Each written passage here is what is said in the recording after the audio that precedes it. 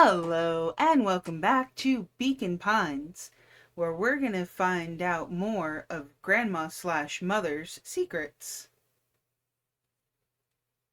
The devil you know. 7 months ago, Eleanor Van Horn crept down the maze of sterile hallways under perennial harvest. She stopped in front of the large steel door marked Deep Engineering. No turning back now. She raised a trembling hand. The stolen keycard worked as promised, and the door buzzed open with mechanical efficiency. She was immediately hit with the smell of disinfectant. Ew. It was some sort of laboratory. In one corner was a desk covered in papers. Across the room stood a tall metal pod with hoses protruding from its base. She rushed to the desk and began shifting through the piles of papers. They were experiment reports on something called Tempus liquamen. There were dozens of them, every one stamped failed. Eleanor heard the sharp echo of footsteps approaching. She was out of time. Her eyes scanned the room, eventually landing on the strange pod. Muttering a curse under her breath, she dashed over and dove inside.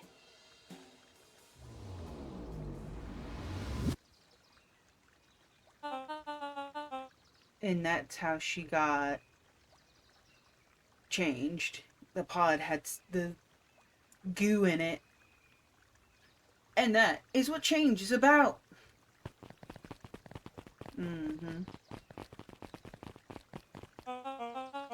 Grabbing the future by the scruff of the neck and making things happen.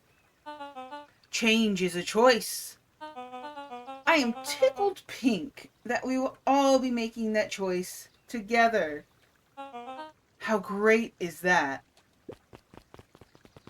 This man is a liar. Excuse me? I will not.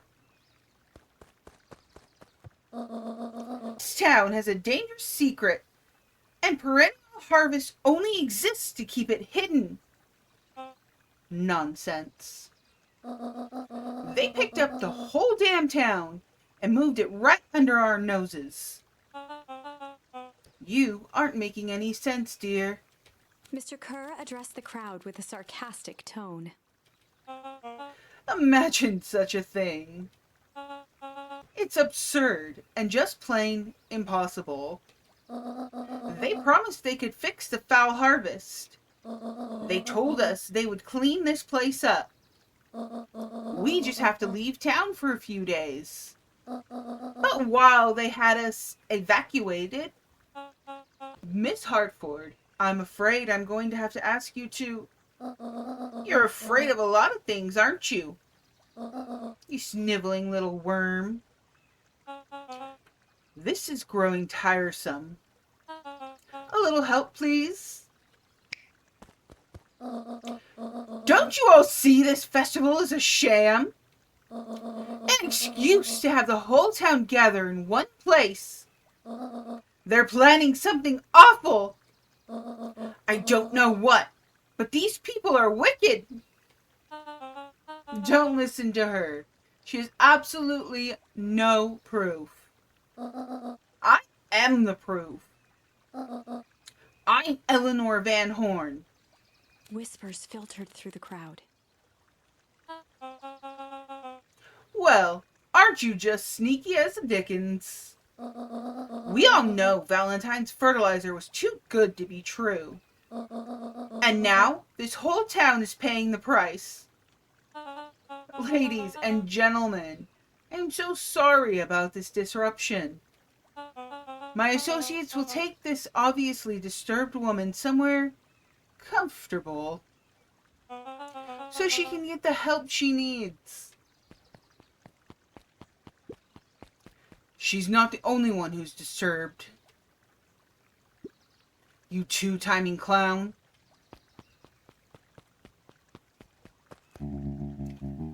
You all know there's something wrong with this town.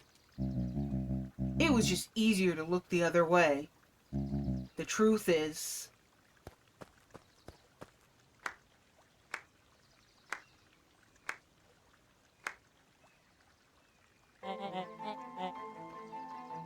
That's quite enough, Mr. Nuncreed. Torment dragged on Joseph Nuncrete's face. Yes, sir. Take them away. No. I want them to see this. The ever-tempestuous Eleanor Van Horn.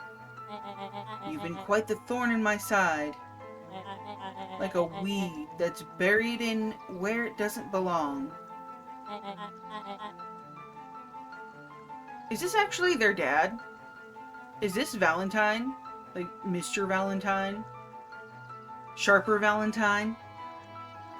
And the goo made him younger or something? I must confess, you look dreadful. He paused for a moment, plucking a piece of fuzz from his sweater and discarding it to the ground. Consider yourself in a rare company. You've managed to pull one over on me. It won't happen again. I knew you had some sort of plan to disrupt our little party. But alas, I expected something a bit more impressive than incoherent rambling. No matter, your failures are yours to bear. Mr. Kerr? Yes, sir. It's a shame it was cut short, but I thank you for that rousing oratory. I will take it from here. Yes, sir. Of course, sir.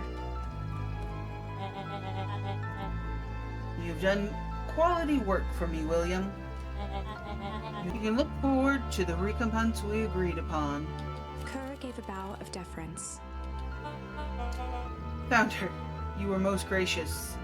Gasps rippled through the crowd. Thankfully, we can dispense with the formalities from here on out. Solomon pulled a glass vial from his pocket. In one smooth motion, he downed its contents.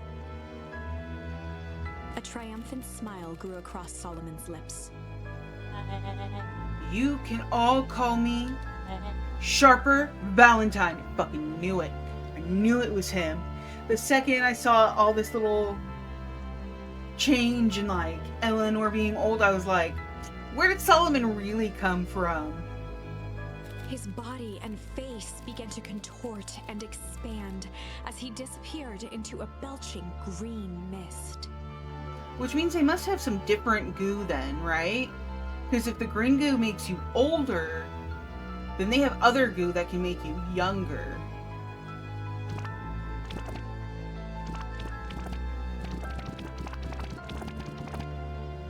A hushed horror gripped the crowd.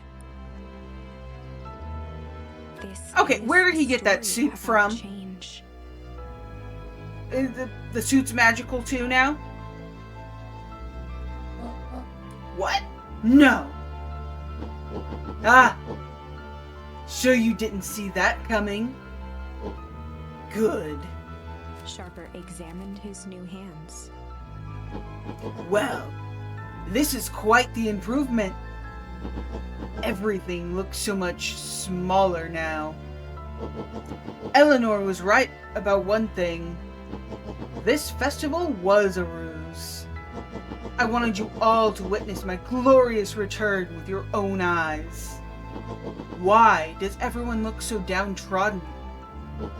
This is a celebration, people. Maybe it would help if we set the mood. Mr. Kerr, be a dear and reveal the sign.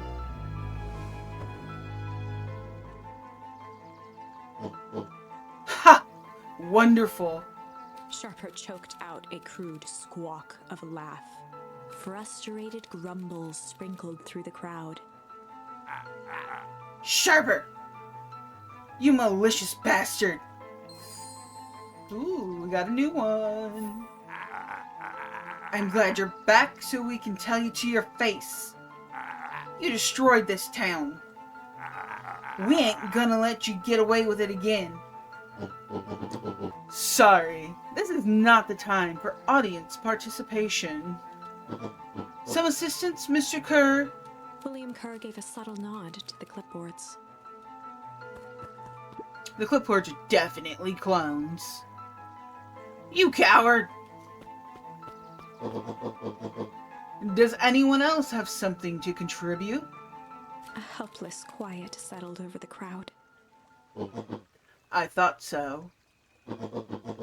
Did you all truly believe you could be free of me? A town of complete and utter fools.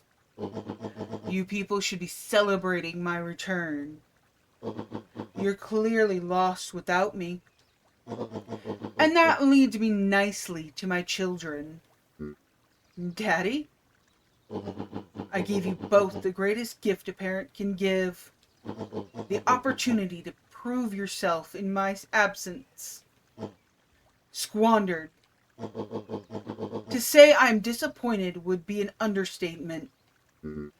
But Silence, Augustus. An adult is speaking. I don't know which is worse, a son who is completely hopeless, or a daughter with such potential who inevitably let me down. Eris, you failed me with admirable consistency. Thankfully, I was counting on it this time.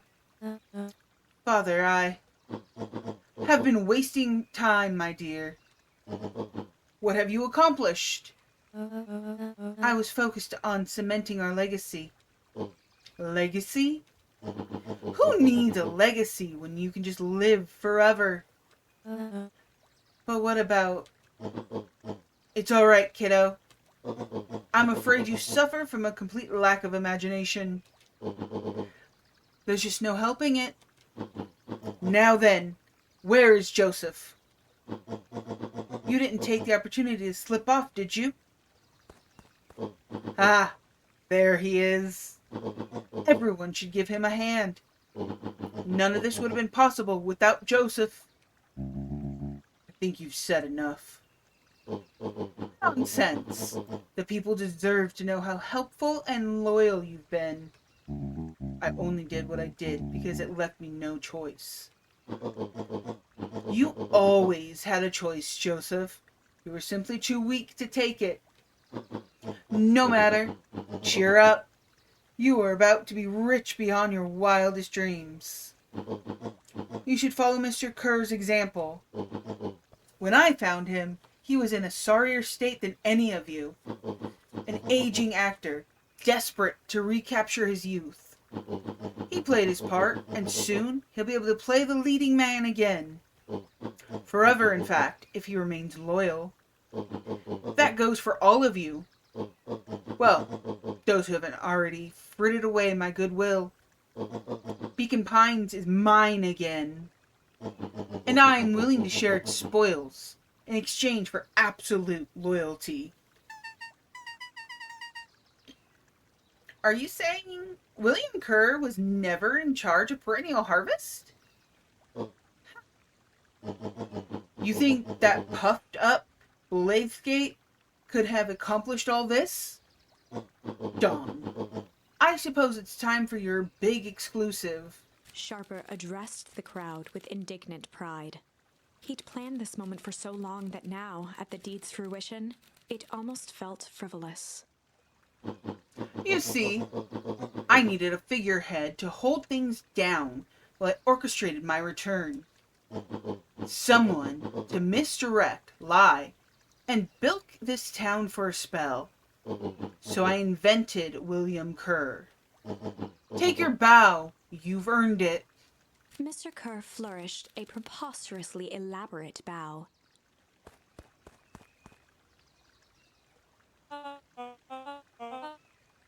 Patrick C. Montague, Thespian extraordinaire, at your service. Founder, I just want to thank you again for this opportunity. It truly was the role of a lifetime. Wait! So this Bill Kerr was a patsy the whole time? Now your secret's out in the open. What's to stop this town from rising up against you? Oh, that's the delicious part. Fear. Thanks to our clipboards, I know what each and every person in this town fears most. And I will make those fears manifest for anyone who steps out of line. The choice is simple. I'm not afraid of you, the young hero. I've kept a keen eye on you, boy. You and your friends made a habit of disrupting my plans. What a pity. If things would have gone a bit differently, you might have had your moment of triumph. But that's fate for you. You can't do this. Oh, but I can. And I have won. Never underestimate what a great man can do, given time. And now time is my plaything. Perhaps the most expensive thing I've ever bought. But well worth it. Ha! Sharper coughed up one final laugh and cracked his knuckles. Enough chit-chat. Let's get to work, shall we? And so, Sharper set about remaking the town in his own image. The fertilizer factory soon reopened for business. Sales rose steadily as more and more farmers across the countryside began to swear by its miraculous properties. Beacon Pines became famous. A secretive town that, for the right price, shared its gifts with all. Gifts that became more and more necessary in a world where winters grew longer and longer. The end. This is wrong, but things are becoming clearer now. You can feel it, right? We can't let Sharper win. He might just be the key to this whole thing. Let's see.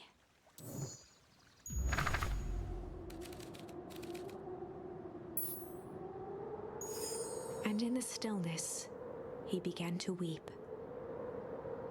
It was all just too much. Falling to his knees, Luca whimpered softly. The tears crystallized as they hit the snow. Gran stared at Luca for a moment with warm sympathy, remembering why this was all necessary. It'll all make sense soon, Luca. Then everything can be back to normal. I promise. She stiffened up and brandished the torch at Mr. Nuncreed. You can't hide behind those people any longer, Joseph. Once their precious source is destroyed, we'll see where their loyalties fall. Juniper, don't. Ignoring his final plea, Gran flung the torch into the deep darkness. She smiled and exhaled in relief. Mr. Nuncreed moaned in resignation. The torch echoed as it ricocheted down the hole, punctuated with a thunderous thud. You see, Joseph, I've learned one very important lesson in life. If you want things to change, then you must be willing to... Before Gran could finish, the ground shook her to silence.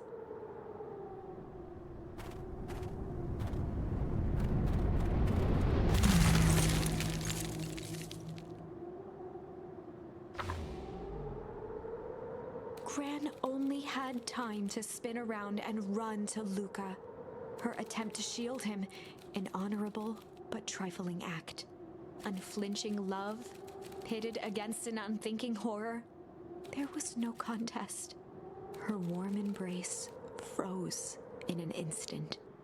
That is where they remain, fixed in place, forever. And so, our story ends on this melancholy scene. In a town brought low by its secrets, sits the frozen statues of a misguided band of meddlers. The end. Well, that was dire. On the bright side, we finally figured out where all the ice is coming from. Now, we just need to find a way to deal with a mystic, unfathomable force of nature. Alrighty. So I think we will end it here today. Like this video if you liked it, and subscribe. to go on more villainous adventures. Check out my Patreon and stay safe out there. I'll see you in the next one. Bye!